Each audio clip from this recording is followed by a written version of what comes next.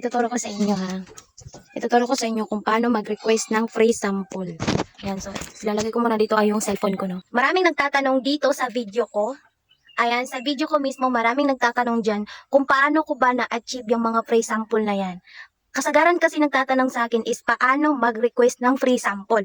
Kaya, sasagutin ko kayo based on my experience ha. Paalala lang po, ang video ito ay para lang sa mga affiliate na katulad ko. Ang ituturo ko sa inyo ngayon is paano mag-request ng free sample based on my experience ha. So i-explain ko na sana sa inyo, no? Pero merong nag-racing doon sa may kanto.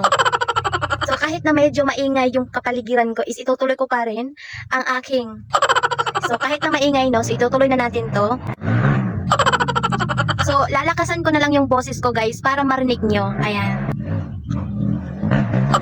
Kung gusto mo na may free sample ka pero hindi mo alam kung paano mag-request sa kanila, ganito lang yung gagawin mo. So example ha, itong lagayan ng tubig yung ni-request mo.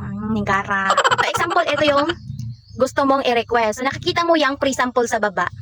Nakikita mo yan ate ko. Ayan, may free sample sa baba. Ayan, free sample. Pindutin mo yan. Ayan. Ginoo ko. So, pindutin mo yan, ate ko. Ayan. Pindutin mo yung free sample. So, kapag napindot mo na, ito na yung lalabas. Ayan. Ito na yung lalabas kapag napindot mo na. So, i-click mo lang yung may parang ipal, gigayo.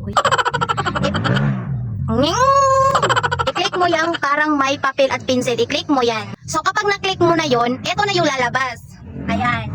Ayan na po yung lalabas. Mamili ka lang kung anong gusto mong kulay. Merong UV cherry, UVB. Ayan, mamili ka lang. Kapag nakapili ka na, yung request sample mismo dyan sa baba is pupula yan, kukusa. Ayan, pupula po siya at pindutin mo lang siya.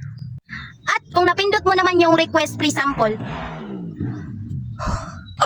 kapag napindot mo na yung request free sample, is eto na siya. Eto na yung lalabas. So, kung nakikita mo dyan guys, ayan sa may ibabaw ko, address yan. Kailangan yung address na ilalagay mo dyan is katugma kung saan mo ipapadeliver yung free sample. Tapos, kapag nalagyan mo na yung address dyan sa ibabaw, i-click mo yung my check dito, oh. Ayan. I-click mo yung check dyan. Click mo yan. Tapos, i-click mo na yung submit.